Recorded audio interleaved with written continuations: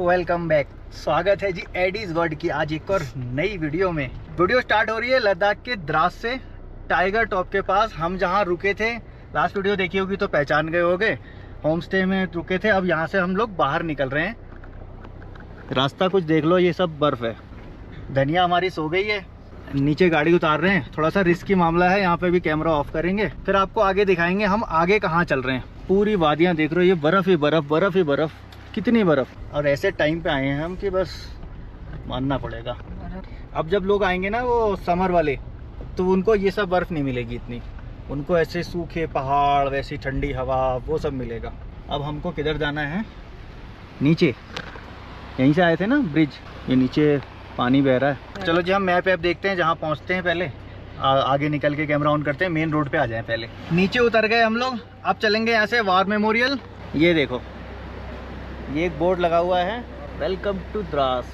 देख लिया, सबसे ठंडा दुनिया में, सबसे ठंडा दूसरे नंबर का रशिया में। दुनिया का सबसे ठंडा रहने वाला शहर रशिया में, और दुनिया का सेकंड सबसे ठंडे रहने वाला जो जगह है वो है ये, जहाँ हम मौजूद हैं, जहाँ एडी मौजूद है, जहाँ एडी निन्ना कर रहा है। एडी निन्ना निन्ना कर लो।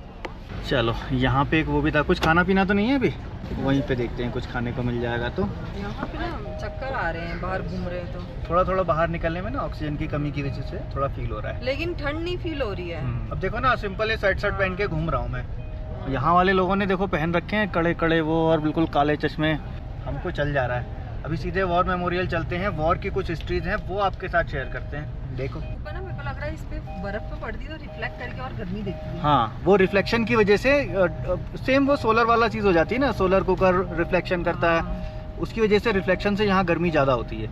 अच्छा, एडी के कपड़े हमने सुबह में धोए और आधे घंटे में पूरे सूख गए। अब सोच लो, माइनस में चल रहा है। यहाँ पे हाईएस्ट टेम्परेचर 1 जाने वाला है और फिलहाल अभी -1 है। -1 में चल रहे हैं हम। रात को -10 तक गया था। हाँ, और कपड़े आधे घंटे में सूख गए, जीन्स की पैंट। हाँ, आधा 1 घंटा लगा होगा हद से ज्यादा। इतने तो हमारे गर्मी के मौसम में नहीं सूख रहे घर में। Kargil war memorial paid parking, देखो Batra paid parking. Captain Batra आपको याद होगा, कारगिल वॉर में इम्पोर्टेंट रोल था वहाँ उनका। पे उनके कैप्टन बत्रा का फोटो वगैरह लगा था। वहाँ पे फोटोग्राफी अलाउड नहीं थी, इसलिए हम नहीं ले पाए। इसलिए हम अब देखते हैं यहाँ पे अगर अलाउ होगा तो आपको दिखाएंगे। लगा देते हैं गाड़ी यहीं। कितना खूबसूरत है ना। ये लो जी, वॉर मेमोरियल पे आ गए। चलो अंदर चलते हैं, दिखाते हैं आपको एक बार। अभी स्कूल के बच्चे जा रहे थे तो एडी को लगा ये स्कूल है, तो यहाँ से वो रोने लगा। एडी की मम्मी उसको अंदर ले गई है। देखो यहाँ पे ये लगा हुआ है, इस तरफ से एंट्री करते हैं। यहाँ से हम करेंगे एंट्री। यहाँ से जैसे ही हमने एंटर किया, एंटर करते ही आर्मी वालों ने हमें इंस्ट्रक्शंस दिए कि क्या करना है क्या नहीं करना है। ये जितने भी यहाँ पर ये सब लगे हुए हैं, ये वीरों की याद में सम्मान में लगे हुए हैं, और इस सम्मान में यहाँ बैठना मना है। आप बैठ नहीं सकते, आप खड़े ही रहोगे, और ये होना भी चाहिए, रिस्पेक्ट होनी चाहिए। पीछे जो लगी हुई है वो बोफोर्स तोप है, उसके आसपास हम फ़ोटो भी खींच सकते हैं, वीडियो भी ले सकते हैं। इसके अंदर एक म्यूज़ियम है जो पीछे दिख रहा है।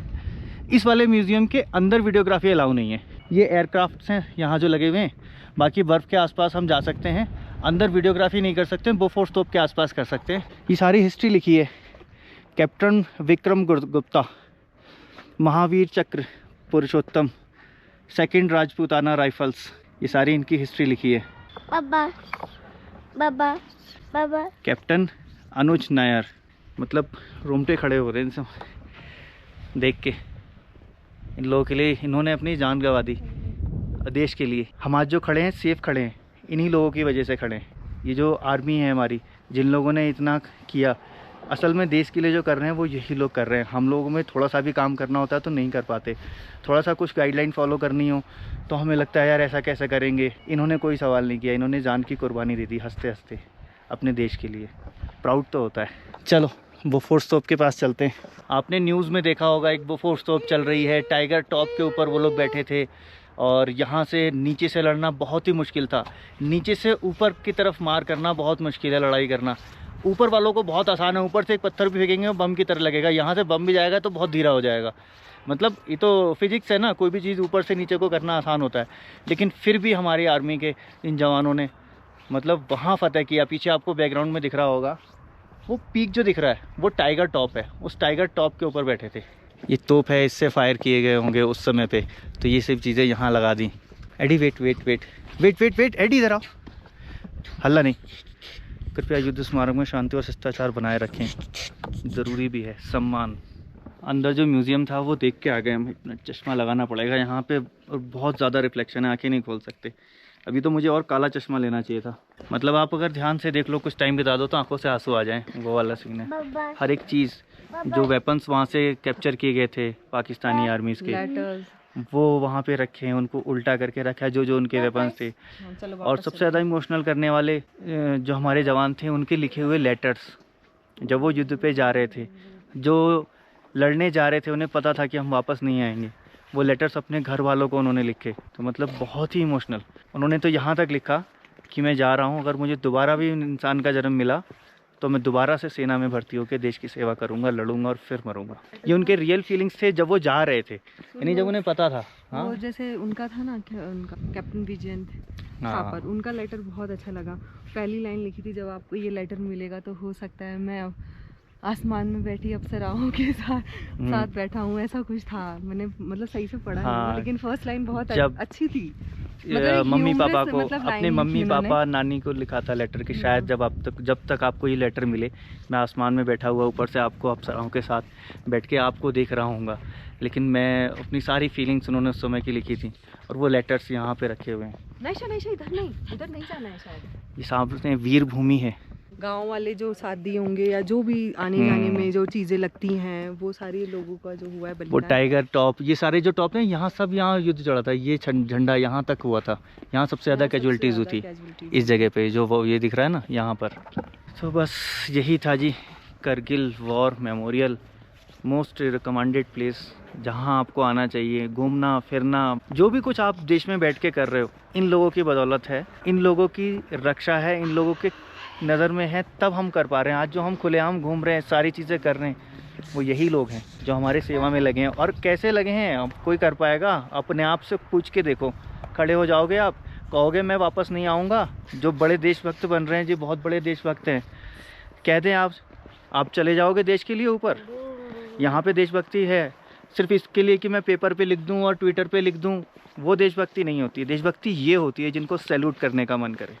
क्या बताऊँ, जो रियल फीलिंग्स आ रही हैं बोल रहा हूँ मुझे। चलो बाहर चलते हैं अभी बाकी चीज़ें आगे देखेंगे, ज़्यादा कुछ बात करना नहीं चाहूँगा इस चीज़ पे। यहाँ से हम लोग निकल लिया, अब यहाँ से हम सीधे श्रीनगर रुकेंगे, रास्ते में कुछ खाएंगे। आगे ना हमको हमारे स्टेट के ही भैया मिल गए थे, हम सोचे एक ही साथ चलते हैं, क्योंकि पूरा रास्ता आपको बताया था ना, पूरा रास्ता खाली होता है, ना बंदा ना बंदे की जात। तो अभी हमारे पास ये 2 गाड़ियाँ हो गई हैं, दोनों साथ चलेंगे। मैंने ये देखा है कि यहाँ पे भी लद्दाख पुलिस गाड़ियों को साथ साथ भेजती है। वैसे भी क्या बेटा, चश्मा नहीं है बेटा मेरे पास? इसमें से ले लो। नहीं है, तुम्हारे पर्स में रखा था। पर्स में रखा था ना, मैं देती हूँ तुमको। यही था करगिल वॉर मेमोरियल, आके जरूर देखना लाइफ में एक बार। मतलब आप कितने भी कठोर दिल के हो, लेकिन आपको ये सारी चीजें देख के आंखों में से आंसू जरूर आएंगे। मैं ये सोच रही थी, जमीन के टुकड़ों के लिए लोग कितना चीटिंग करते हैं और लोग कितने बेईमान होते हैं, लेकिन ये लोग भी जो देश पे मर मिटने को तैयार, और आज भी उसके लिए तैयार खड़े हैं, और आगे तक तैयार खड़े रहेंगे जब तक ये रहेंगे। मतलब बहुत बुरा लगा ये देख के लोग कितने चीटिंग बाज होते हैं। और दूसरी चीज ये ना कि हम सब कितना, मतलब क्या बोलेंगे, ईमानदारी थोड़ी सी अगर उनमें होती तो ना इधर आते। अच्छा खासा समझौता था, तुम अपने उधर रहो हम इधर रहो, क्योंकि ऑलरेडी यहाँ माइनस वैसे भी 65 डिग्री माइनस में चला जाता है द्रास एरिया में।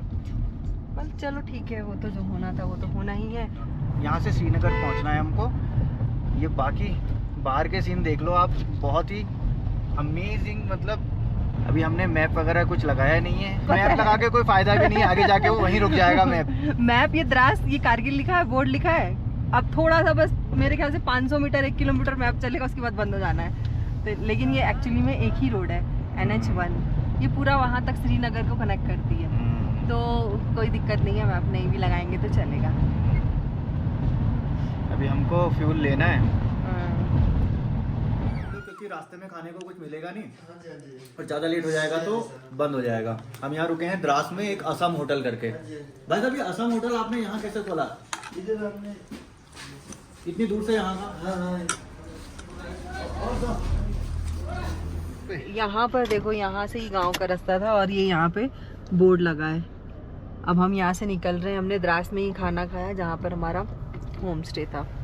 चाहते तो हम होम स्टे में ही खाना खा लेते, हाँ। लेकिन फिर हमें कारगिल वॉर मेमोरियल में लेट हो जाता है ये सब, तो हमने वहाँ नहीं पे खाया हमारा था। पैकेज था पूरा खाने के साथ था हाँ ये। हमारा 3 टाइम का मील था, बच्चों को उन्होंने फ्री किया था। हाँ बच्चों का खाने का ऐड नहीं किया था।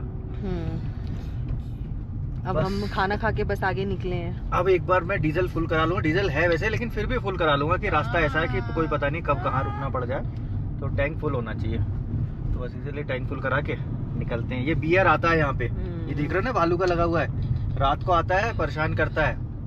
मतलब पूछा था तो बोल रहे हाँ आता है रात को, कभी जानवर उठा के ले जाता है, कभी कुछ करता है। और ये 6 महीने सोता है, फिर पहले जब तक बर्फ रहती है उसके बाद उठता है, फिर ये आके घूमता है। अब उसके फिर वो पॉइंट दिखते हैं, में देखे थे हमने ना रास्ते में आंटी के पापा मुझे ना पॉइंट्स बता रहे थे, देखो ये कोई ना कोई जानवर के निशान है पैरों के। मैं बोली हाँ तुम भी यही सब बोलो, सब मतलब कुछ भी बोलते रहो, मैं इनकी बात पे विश्वास नहीं करी। लेकिन बाद में अभी यहाँ आके मुझे पता चला कि वो कह रहे थे कि वो निकलता है पहाड़ों के अंदर से, जहाँ बर्फ जमी है ना मेन पहाड़ों पे, ये जैसे बर्फ ऊपर चोटियों पे जमी है, उसके अंदर गुफाएं होती है, ब्राउन बियर। हाँ उसके अंदर वो घुसा हुआ सोया रहता है 6 महीने खा पी के, और उस 6 महीने फिर शिकार करता है। तो अभी इसका टाइम है निकलने का। अब वो निकल के गांव में भी आ जाता है, हाँ, कुछ मुर्गी तो ले जाएगा, उसके कभी पैर कुछ ले के जाएगा। निशान अभी आगे दिखेंगे, बहुत जगह हमको दिखे। तो ये मुझसे कह भी रहे थे देखो यहाँ कोई इंसान चल के ऐसे तो नहीं जा सकता, तो हाँ, मैंने और भी उस गौर जगह की पे कि- जहाँ कोई वही नहीं है। हाँ ऐसे सच में वो इंसानों के इतना मतलब नहीं जा सकते, ऐसी जगह पे आप ये ऐसे कैसे स्लोप पार करके जाओगे, तो जा ही नहीं सकता ना कोई इंसान। और वो ऐसे चल के गया था जैसा कि छुप के जा रहा हूँ। मुझे समझ में आया कोई ये जानवर ही चल सकता है। अभी आगे दिखेगा ना तो हाँ। हम आपको भी दिखाएंगे। मैंने वो कल वीडियो में कैप्चर नहीं किया क्योंकि मुझे लग रहा था ये तो ऐसे ही बोल रहे हैं ऐसे। देखो ये स्नो का टाइम आ गया फिर से, बर्फ गिरने का। ये जो बारीक फुहार दिख रहे हैं आपको ने, बारिश की हल्की बूंदे, बस अब ये थोड़ी देर में बर्फ बन के गिरेंगी और उस तरफ को गिरने भी लगी है। उस तरफ आगे जो धुंधला सा आगे दिख रहा है ना पहाड़ है, इस पे बर्फ गिर उस पे रही है। बर्फ गिर रही है, ये द्रास यहाँ में- तक आते आते द्रास में ना कल हम रात में टेम्परेचर आईडी के पापा मैं देख रहे थे तो था ही ना। एकदम डाउन हो गया था, उस समय पे लग रहा था अभी गिरेगी। हमने हो सकता है गिरी भी, हमने बाहर जाके नहीं देखा। चारों तरफ गिर भी जाएगी तो पता क्या लगा, हम बर्फ से ढके हुए थे, नई बर्फ गिरी, पुरानी बर्फ पता क्या चलता। सही बात है। हम जहाँ थे वो पूरे बर्फ, ये सब पूरी बर्फ ही है। अब इसमें नई गिर भी रही है तो क्या पता चल रही है। हाँ। अभी क्या है ना यहाँ पे 1 डिग्री है इस टाइम पे, दिन में -1 था ना, दिन में -1 था, रात को -10 तक गया था। हाँ लेकिन अभी फिलहाल 1 डिग्री है, यहाँ का 1 है। तो वो 0 हो जाता ना, माइनस में चला जाता तो ये स्नो दिखती, बारिश नहीं दिखती है ना आंटी के पापा। हाँ। सही कह रही हूँ ना। राइट। और लेकिन ऊपर गिर रही है, वो गिरती हुई पता भी चल रही है कि ऊपर हाँ। एकदम बर्फ है। कैमरे में पता नहीं आ रहा है नहीं आ रहा मुझे नहीं पता, कैमरा उन सारी चीजों को कैप्चर हाँ। नहीं कर सकता जो हमारी लेकिन ना- आंखें कैप्चर कर सकती हैं। लेकिन ऊपर गिर रही है। हाँ वो गिर रही, साफ दिख रहा है। दिख रहा है यहाँ से। पेट्रोल पंप, मिल गया हमको पेट्रोल पंप। डीजल का प्राइस क्या है यहाँ पे देखो, यहाँ 85.92 सस्ता है डीजल साहब। टैंक फुल कर दीजिए।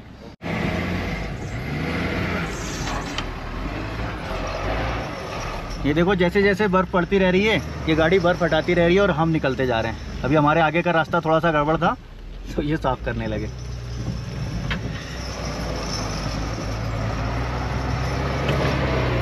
ठीक है जी, थैंक यू वेरी मच,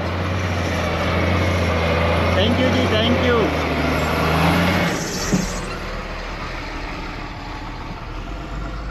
चलो उन्होंने रास्ता इतना साफ कर दिया कि हम निकल सकते हैं। कि तो नेटवर्क थोड़े थोड़े थे यहाँ पर, अभी नेटवर्क गए हैं। स्टार्टिंग पॉइंट आगे है। हाँ, स्टार्टिंग पॉइंट आगे है। अब देखो कब तक पहुँचते हैं हम सोनमर्ग। सोनमर्ग से भी पूरा 3 घंटा लगेगा, 2 घंटा। ट्रैफिक हुई तो 3 मानो। देखो इतनी ऊंची बर्फ की लेयर है देख लो ये इतनी ऊंची लेयर, मतलब कितनी फुट बर्फ होगी ये, अंदाजा लगा लो इसमें।